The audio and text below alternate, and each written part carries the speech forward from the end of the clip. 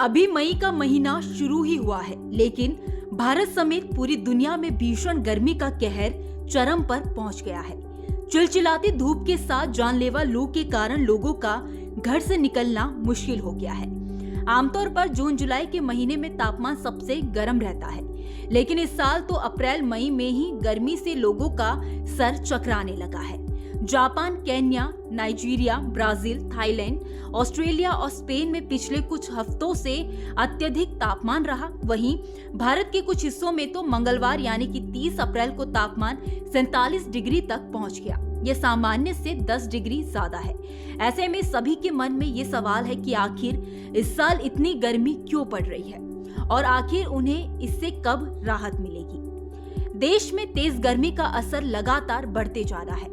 मौसम विभाग ने पश्चिम बंगाल, ओडिशा, बिहार, झारखंड, गुजरात और ओडिशा में 2 दिन के लिए सीवियर हीटवेव का अलर्ट जारी किया है। वहीं तेलंगाना, कर्नाटक, आंध्र प्रदेश, महाराष्ट्र और तमिलनाडु में भी आज यानी कि 1 मई को लू चलने की संभावना जताई गई है।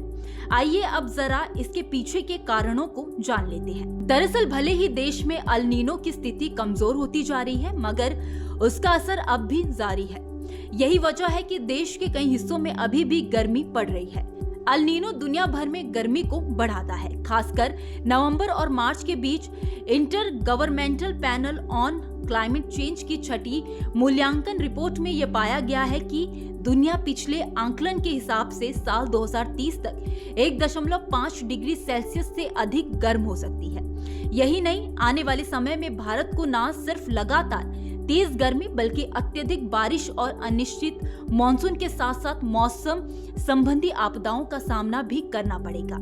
वहीं तापमान में बढ़त को 1.5 डिग्री सेल्सियस के भीतर सीमित करना भारत जैसे देशों के लिए जरूरी है, क्योंकि यहाँ पहले ही चक्रवात, तूफान, बाढ़, सूखा और लू आदि में बढ़ोतरी हो रही है। वहीं मौसम विभाग की माने तो तेज गर्मी निचले स्तर पर शुष्क पश्चिमी हवाओं के साथ साथ मजबूत सोलर आइसोलेशन के कारण पड़ रही है। आसान भाषा में कहीं तो अल नीनो एक ऐसा इफेक्ट है जिसकी वजह से तापमान बढ़ जाता है।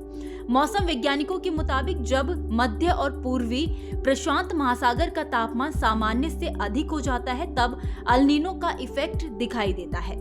भारत में हीटवेव के कहर की अगर बात करें तो अप्रैल में हीटवेव का पहला दौर 5 से 7 अप्रैल के बीच रहा। इन 3 दिनों में तमिलनाडु, कर्नाटक, आंध्र प्रदेश, ओडिशा, पश्चिम बंगाल और झारखंड में लू चली। वहीं हीटवेव का दूसरा दौर अलग अलग राज्यों में 15 से 17 अप्रैल के बीच शुरू हुआ।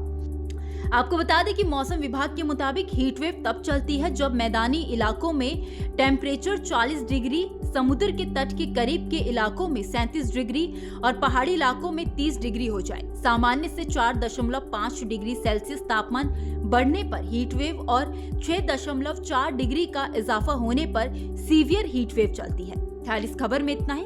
इस खबर को लेकर आपकी क्या राय है, आप हमें कमेंट सेक्शन में जरूर बताइए। वीडियो अगर पसंद आया हो तो वीडियो को लाइक और शेयर करना ना भूलें। बाकी देश और दुनिया की तमाम बड़ी अपडेट्स के लिए देखते रहिए न्यूज नेशन का डिजिटल प्लेटफॉर्म।